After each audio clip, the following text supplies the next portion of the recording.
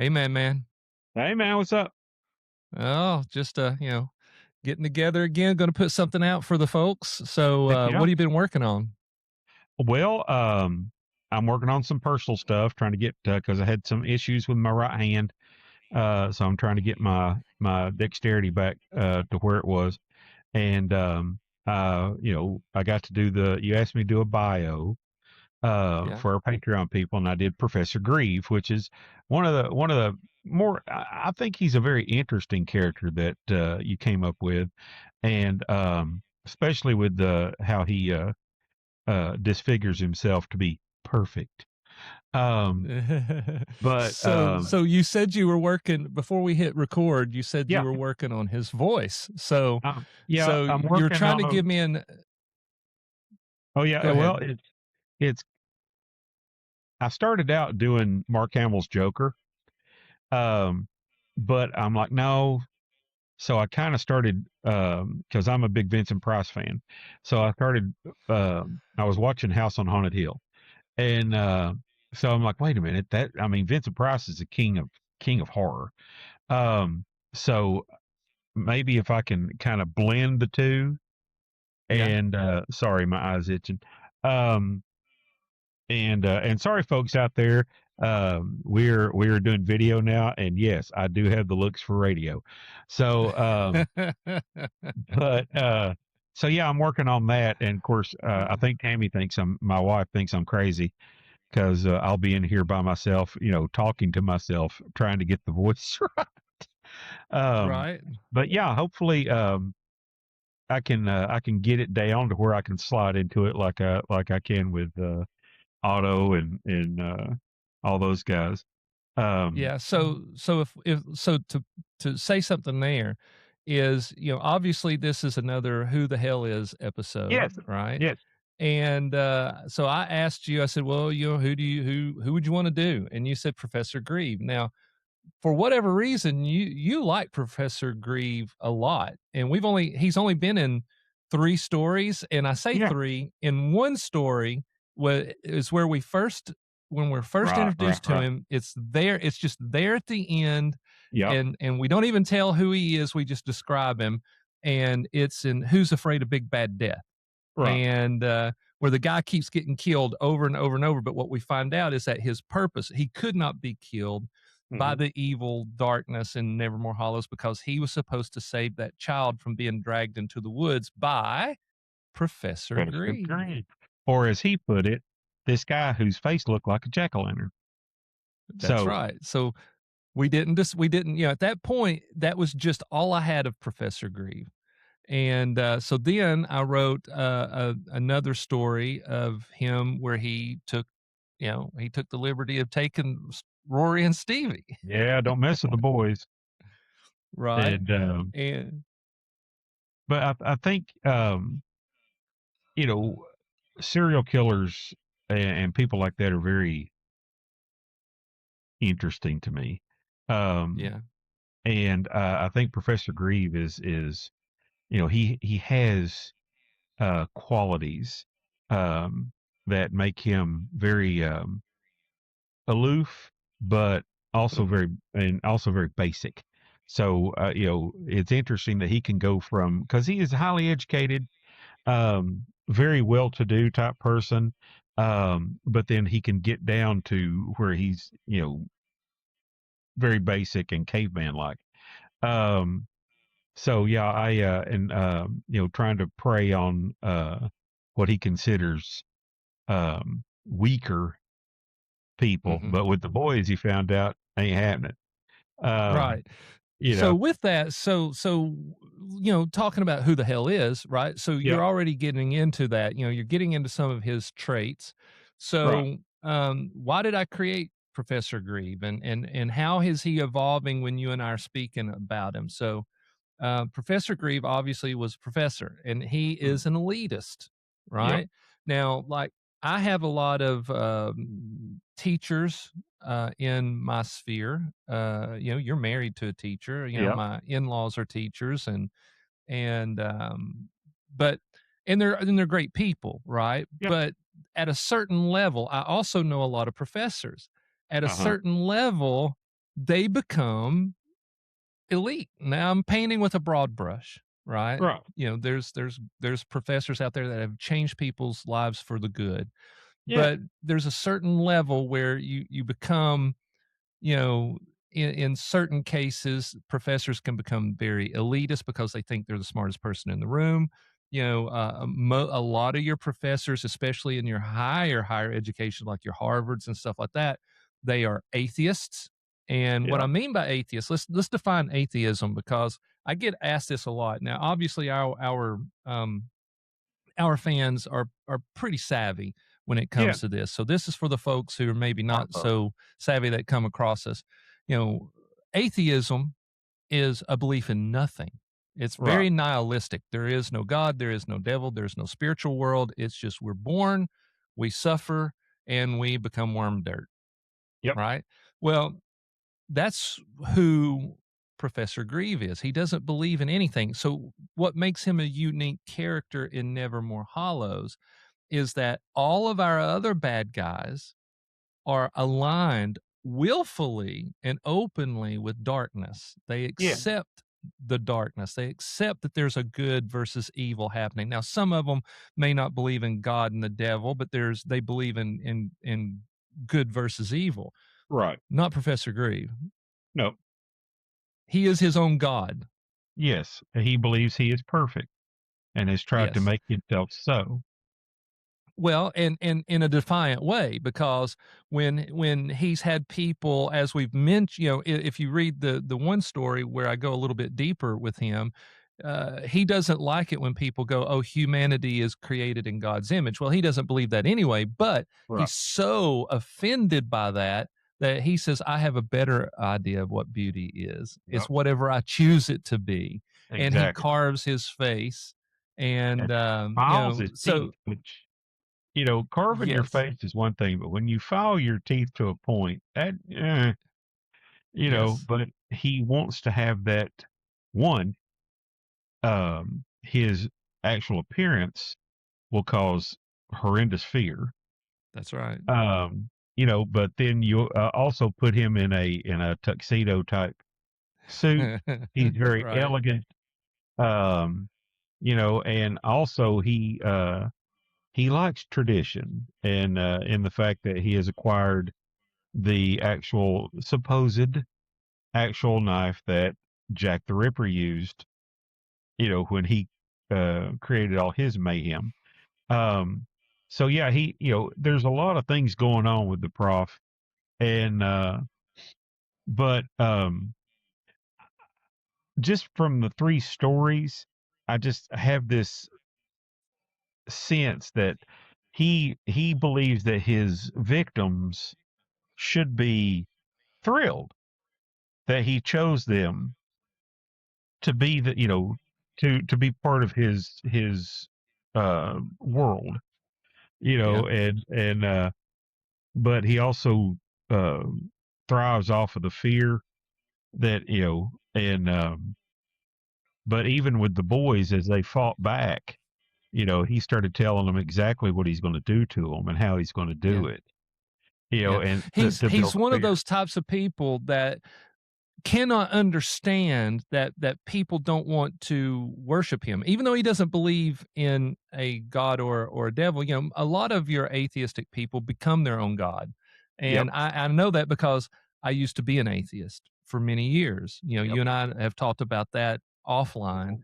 and it started out as just rejecting some stuff that I was brought up in, and I became an agnostic. Well, an agnostic and an atheist are very it's a very thin line. You can't sit on the fence. You got to choose a side, right? Exactly. Well, I decided at some point, well, the side I'm going to choose is that there is no God or devil. Well, I can be thrown in the middle of a football game and go, I'm not playing the game, but guess what? The game's still being played, Yeah, you're right? going to get hit by one So side or the other.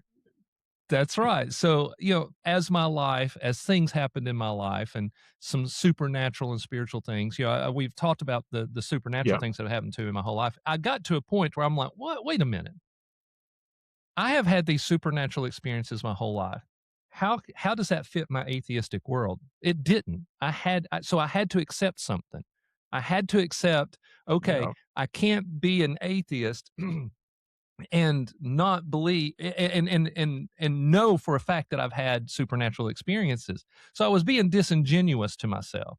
Uh-huh. So with Professor Grieve, he does what a lot of atheistic people do. He falls into the fact that I am the center of this world. And Yes. so when you question it, or things don't go the way he had planned it to go, like with the boys in that scene, it doesn't register with him. He No. doesn't realize that he's failing. He sees that he can't fail because, one, he's the smartest guy in the room, and two, Exactly. whatever his will should be, it should manifest. Right. And one, when you believe you're the smartest guy in the room, you've already failed. Right. And see, that's funny. Now that you say that, if you look at the way we've written a lot of our good guys in Nevermore Hollows, there are times that it's just them pitted against the evil, and they have to figure it Right. out. But what you can also tell is that there's a network that they all pull upon. Oh yeah. And especially the core people, they go, I'm not the smartest person in the world. I've got this piece of information. I'm going to share it with Sheriff Mosley. And Sheriff Mosley says, Right. well, I'm going to share it with Ivan or Alyssa. But they understand that the good guys in our stories, even if some of the stories it's just pitted them against the evil, they understand the power of community, the power of Right. family, the power of friendship, and what that means in our battle against the darkness. Yes. But the So let me professor, he also is a student of Aleister Crowley, who is yes, another giant Fruit Loop. As I put in the bio, Professor Grieve is a self-made freak. yes, He's done all these things to himself, um, and under the guise of Crowley, who said, "Do as thou wilt." And so right, that's what he believes. He could do whatever he wants to, and it's fine. And again, the heroes in our stories prove him time and time again that he is wrong. yeah. And I would love to see in his head how he's trying to rationalize the fact that all his well-made plans were thwarted by people that he considers beneath him. You know, Oh, yes. Good point. So on that, let's square this up, because we know for any of us who have ever even just stuck our toe in studying the occult, we understand how massive of a figure Crowley is.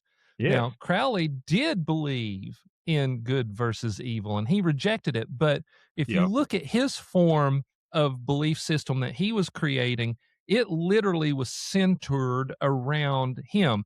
He wasn't so focused on Satan. He wasn't so yep, focused on I mean, he did try to, conjure a demon, which he ultimately did, that he called Lamb, Lam. uh-huh, And as an aside, if you Google that picture that he drew of Lamb, this is in the early 1900s, before the whole alien thing. You know what yeah, Lamb looks like? A uh-huh, modern gray alien. All yep, right. So, hmm, but his approach was very atheistic centered. Even though Crowley, even though he believed in a good versus evil, it came from an atheistic point of view of which what got him to write, the do what thou willst. That's the whole of the law. yep, You're your own God, is what he yep, was saying. Where Satan says you can be a god, Crowley was his own God. So that's why, even though Crowley believed in the supernatural and um and Professor Grieve does not, he mhm, still likes that fact that I can do whatever I want. So yeah, he picks and kind of he does what a lot of modern Christians do. They pick and choose what they're right, gonna right, accept as real and fake from the yeah. supernatural. But there's such a big dichotomy the word of his, he is disfigured his face in protest against good, and but he wears a very fine suit. He lives in the trailer park, but he also drives a very nice car. You know, Yeah. so he's very almost And it kills him.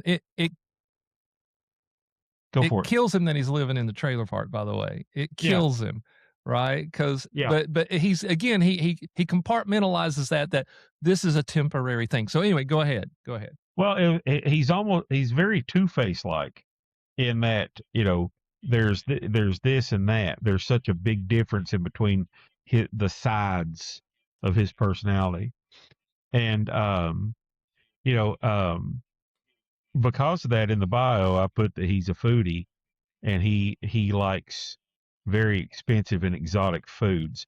So I could just see him in the kitchen of the trailer that he rents, which is probably not a very nice kitchen, trying to make things that he's had to have shipped in, Right. or tried to find locally that and that's another frustration for him, I'm sure.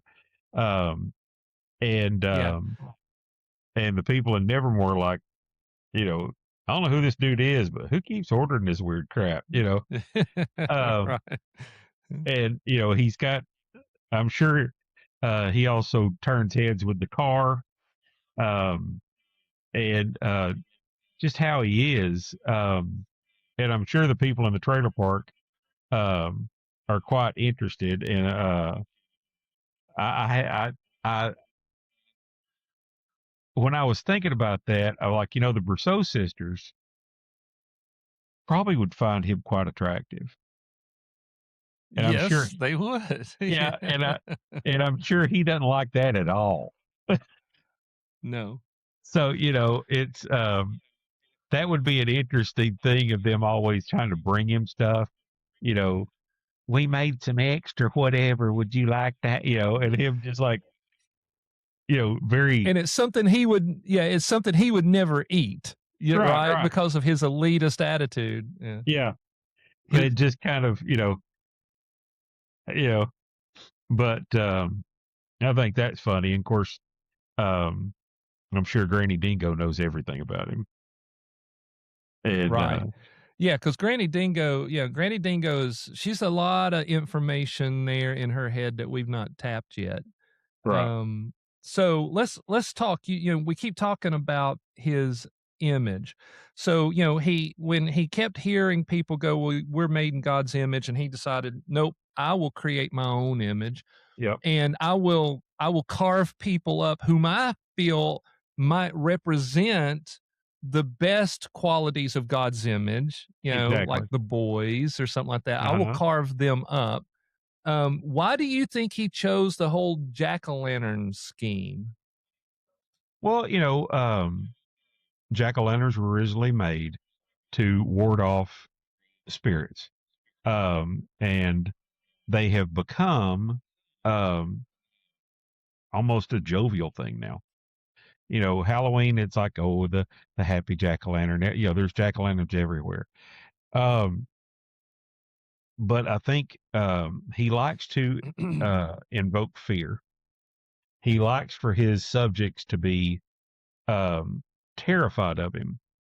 I think he gets more out of the kill that way.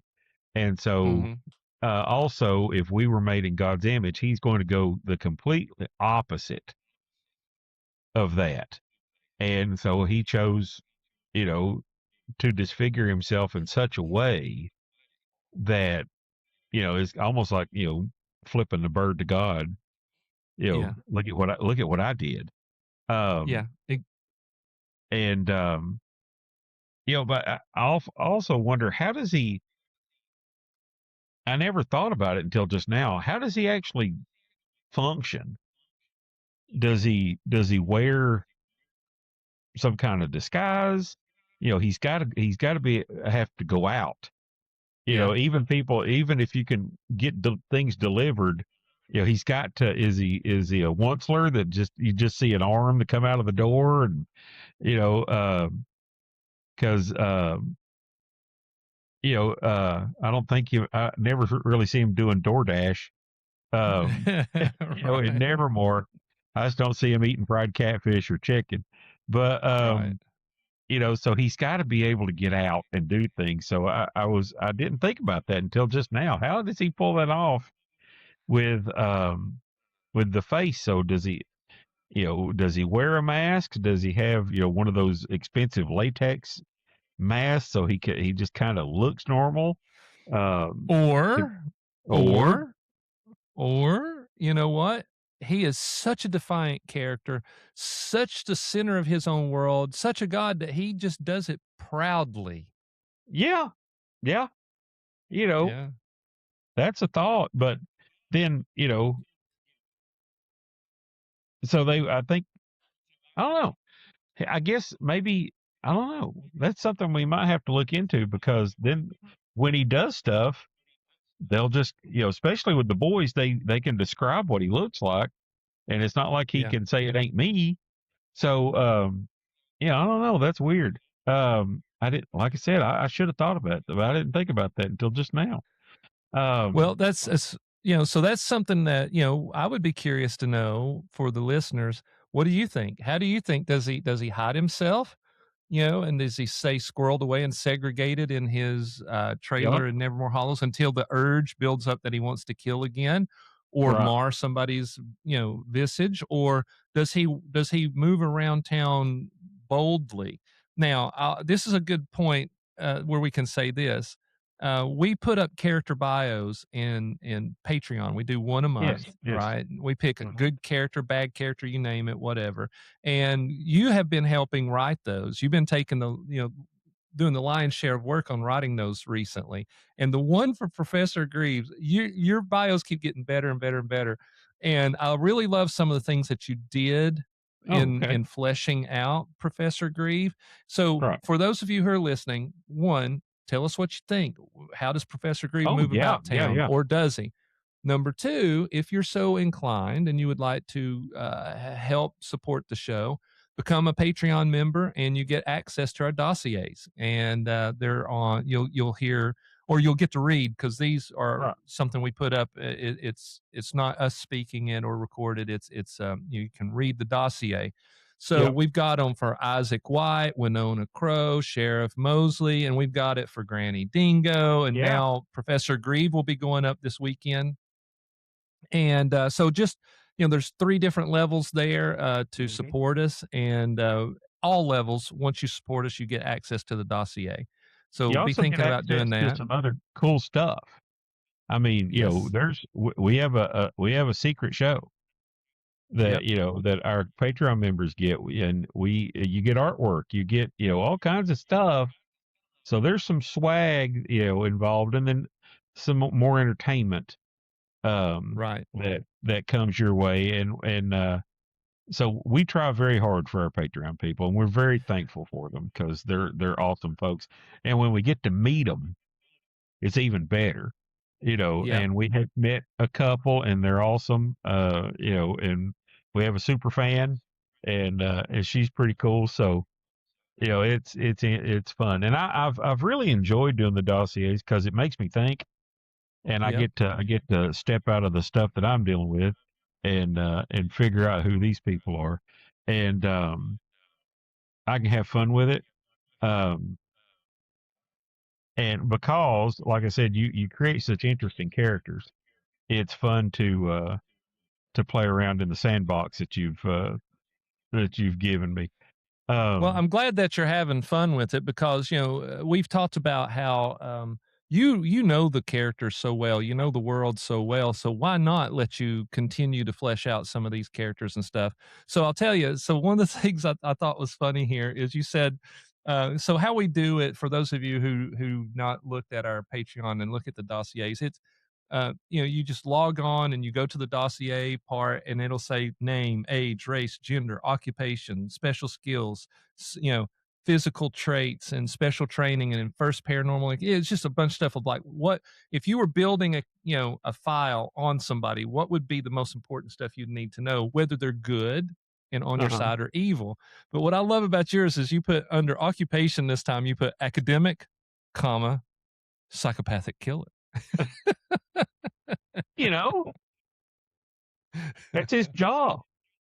You're right. Yeah, but I got tickled when I read that. I was like, well, that's right on the nose, but that's exactly it.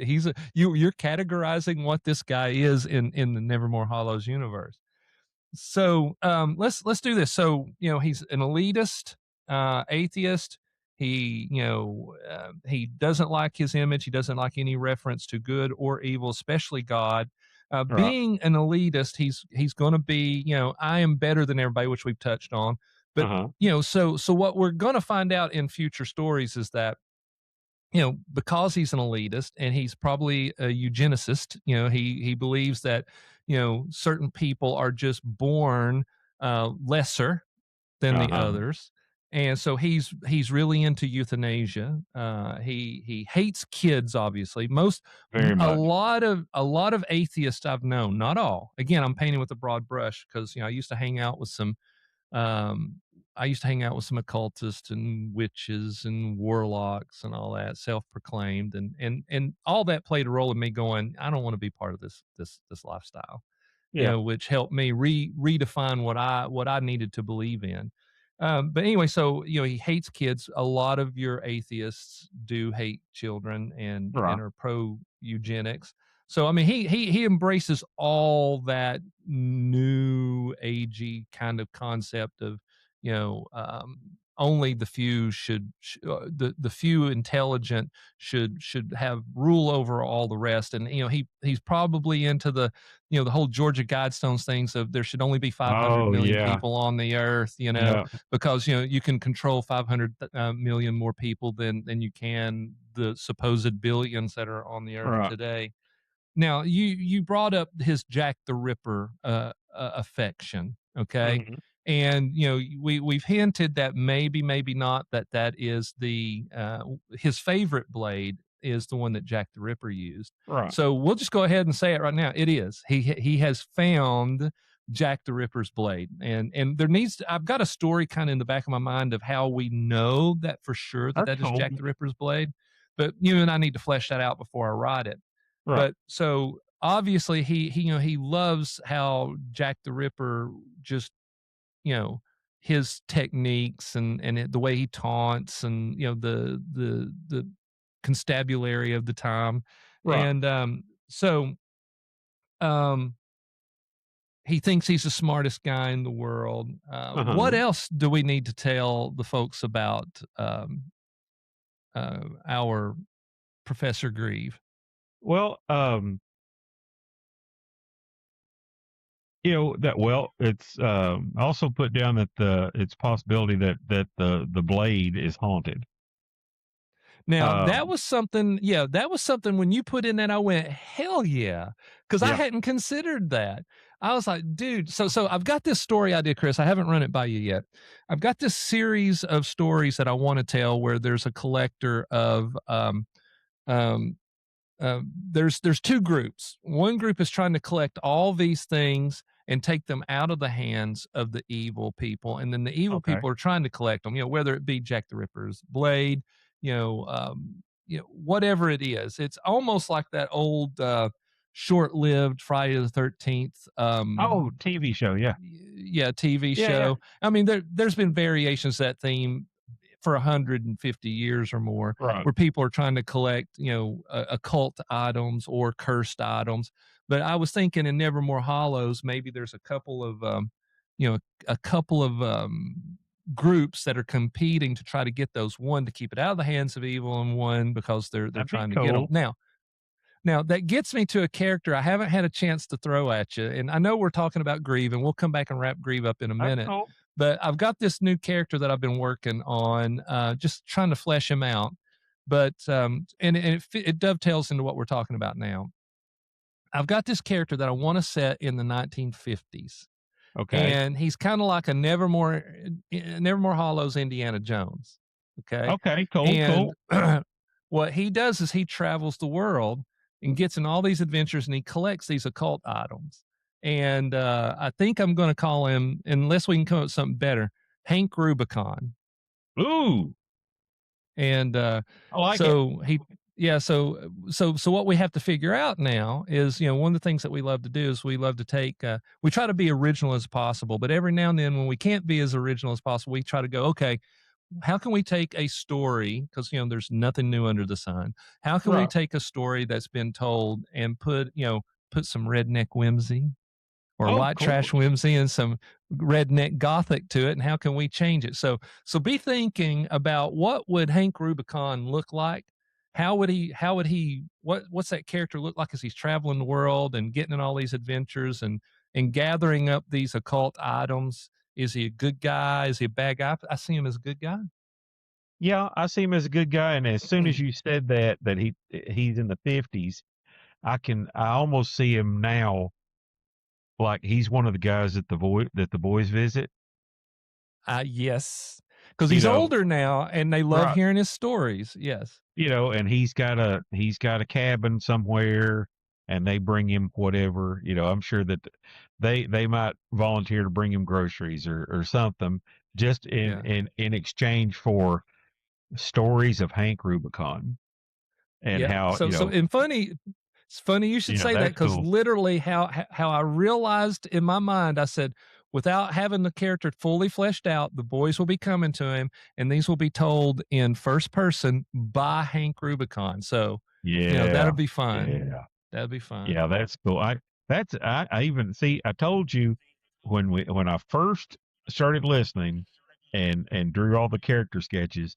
that when you tell stories I see stuff in my head, and right now I see him sitting in a big overstuffed chair and the boys sitting in front of him with McCready at his feet Yeah. and possibly Junji sitting in his lap and Yeah. just him regaling them with stories of adventures wherever, and now I'm starting to see stuff on the wall behind him, like a mounted Yeti head or Yeah.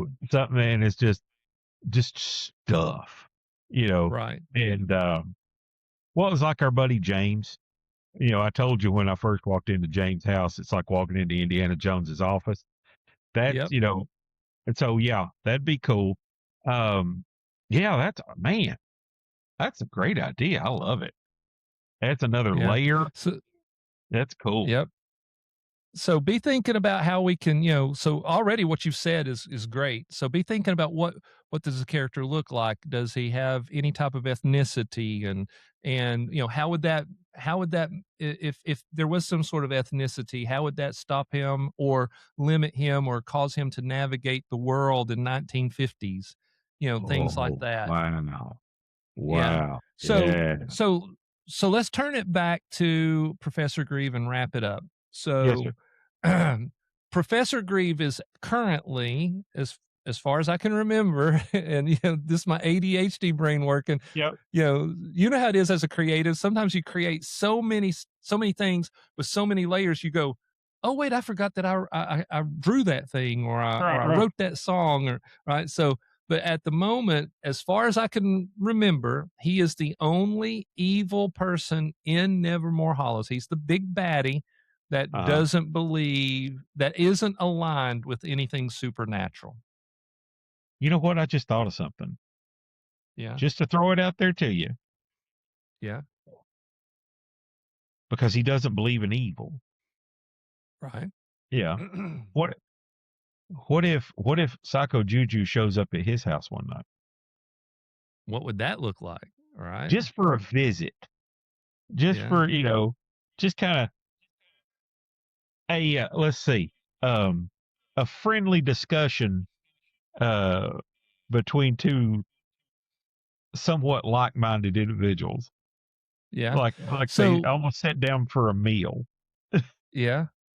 Well, look, that's a fun concept. We could do that on in a couple of different stories with different characters. But no, I like that. But my mind immediately goes to the fact that Professor Grieve would think that it was some sort of wonderful, brilliant human mind that put Yeah. the ability in this monkey to speak in a human language and do the things. Right. Right. So how would Professor Grieve explain away some of the things like that Psycho Juju could do, like snap his fingers and disappear in an oily cloud of smoke? How would he, being someone who doesn't believe in the supernatural, and his world will not be rocked, how would he deal with that?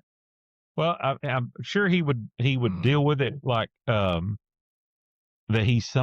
It's just a trick. It's all done with smoke and mirrors and technology, and it's just a trick because, Yeah. like you said, in his mind that could not exist. And I think that'd be fun. But anyways, back to the prof. Um, he's very well off.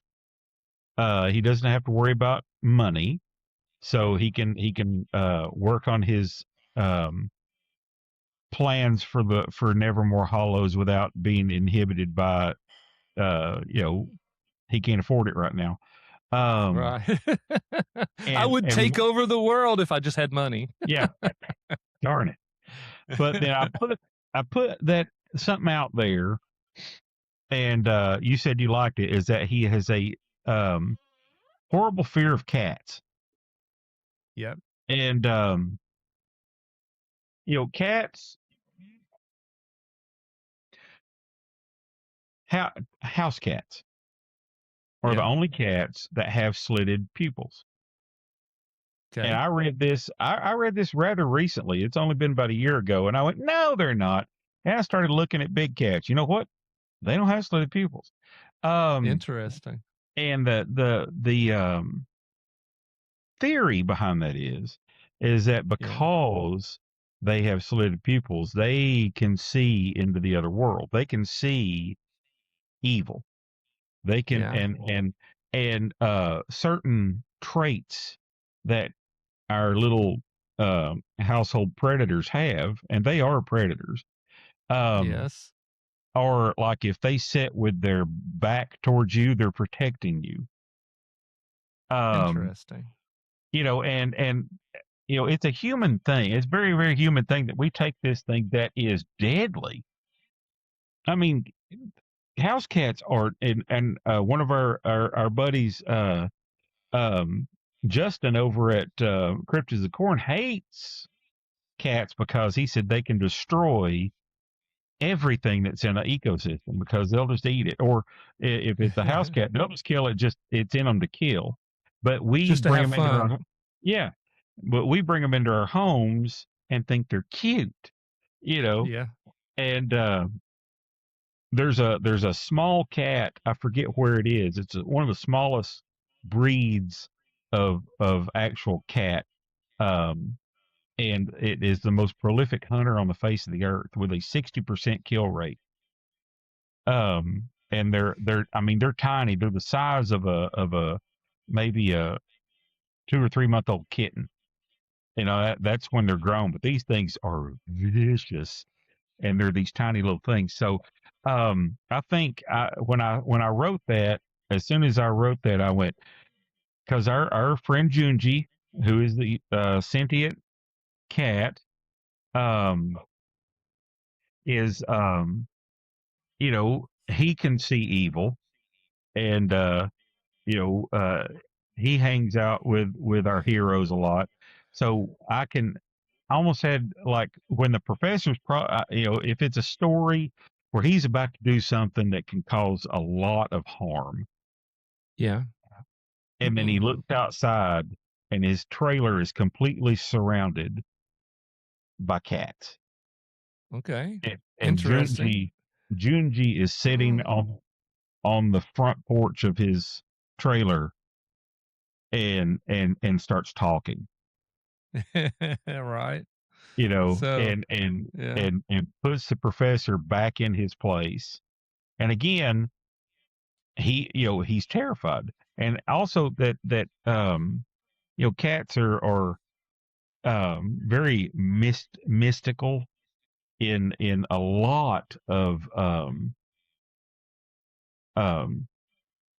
places around the world. As far as Egypt and cats play a part, and they're very secretive. So and people, I know people who are terrified of cats. And they don't know why. I've met a lady. She was straight up terrified. I'm like, okay. So, that's I just think that was interesting. We could probably um delve into why, Yeah. you know, Yeah, because that's interesting. What is it in his world, what's happened in his life that makes him terrified of cats? right. So so good. But Alright, so go ahead. no, it's just, like I said, they are predators, but they're also something that, if one of them comes at you, you can defend yourself against Tabby, you know, but like I said, there's got to be something in his background that just he is just straight up terrified. Which here is the Professor Grieve. He is disfigured. He has a cursed or haunted blade.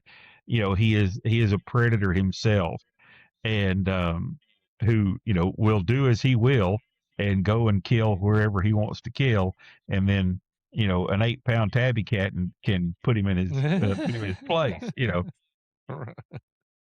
So Right. I think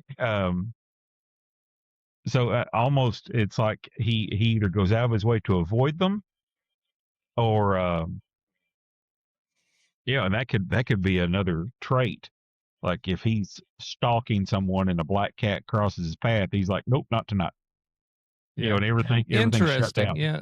That opens up possible story ideas with Yeah. him and Junji. Yeah.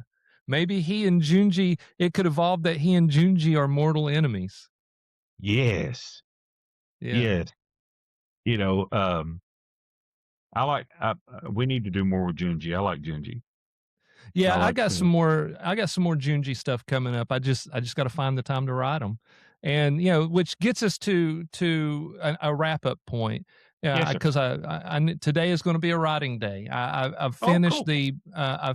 the first and second draft of the Sabbath Black Oh story. So boy. I hope by this afternoon to be recording it, which obviously you're going to do some voice work on that. But with that, we will do this. This has been our presentation of one of Chris's favorite bad guys in Nevermore Hollows, Oh Professor yeah, man. Grieve. And we hope that you like hearing these types of stories and seeing behind the veil. If so, please comment. Leave us Yes. comments on YouTube. Go right now. We are not getting enough interaction on 5 stars and comments on any platform. We're just not. And the best way Hmm. to help us grow is to leave comments, leave 5 stars, share with people. We need to see more interaction so the show will grow. The more the show grows, the more stories and content that come. Right. We're kind of in that, you and I are not free enough to go, well, this is all we're going to do all day long is put out content for our Yeah. fans and to try to get more fans. We're not there yet. So the only way for us to get there to be able to give more content is we gotta have interaction now to Yeah. kick those algorithms in. And we would appreciate anything that you folks would do to grow the show, by sharing, liking, commenting. Um, Please. um, yes, and if you're so inclined, to throw us a few coins, as Brother Nelly would say, Yeah. at Buy Me a Coffee, or to subscribe and Patreon, and know that historically what we've been doing is 20% or so of whatever we take in Hmm. first goes to a charity, a local Yes, it charity does. that we Hmm. know, yeah, we've vetted, we know it's a good charity and it Right. helps people. Yes, it does. And then the rest of that money just stays there until we need some equipment or we get invited to a con. And Right. that's where that money it stays in the little coffers there. And So anyway, with that, like Alan said, tell us what you like and tell us what you don't like. We want comments. You don't got to be yes. mean, but if you say, "Hey, man, I didn't agree with this or whatever," you know, we're two guys who like to get in discussions. So, let us know and Yeah, we'll get back to you. Um, right, and because that's just who we are. But right. just tell us either way. And if you love us, thanks. We Yes. really appreciate that. Well, I can tell you right now because I see more of the comments than you do, and Right. it's just the way we're currently set up. Hmm. But I have yet to see a bad comment. The worst comment we got was when we put Night of the Nom Noms out, which was a Yeah. huge story for us. Dude, Yes. people loved Night of the Nom Noms. But the funny thing is our most negative comment ever was this was a kid's story. Yes. Okay. Yes. That's what it was. You nailed it. But right, we always get very encouraging comments when people do leave us comments. They're awesome. They're so encouraging, and sometimes they come because for those of you who follow us who are creatives, you get it. You get Yeah. it. You pour yourself into this, and then nobody says anything. What Chris and I want. We don't want somebody to go, Nevermore Hollows was okay. We want you to love it or hate it, Right. right? Exactly. Every artist wants a visceral response. If Yes. you just go, then we didn't do our job, right? So Right. if you go, oh my God, I hate those people. I hate that story, whatever. Great. We did something. We pushed a Right. button. We brought something out. Right. Or if you go, oh my gosh, I love that story, or I love those guys, or I love those characters. I Hmm. love that podcast. Well, that's even better, because we're Yeah, it getting a is. visceral response in the positive. Right. So with that, folks, we love you, we thank you, we appreciate you, and we hope that you like Yes, this we do. content. And we will be signing off now. And we hope that you have a great day. Y'all have a good one.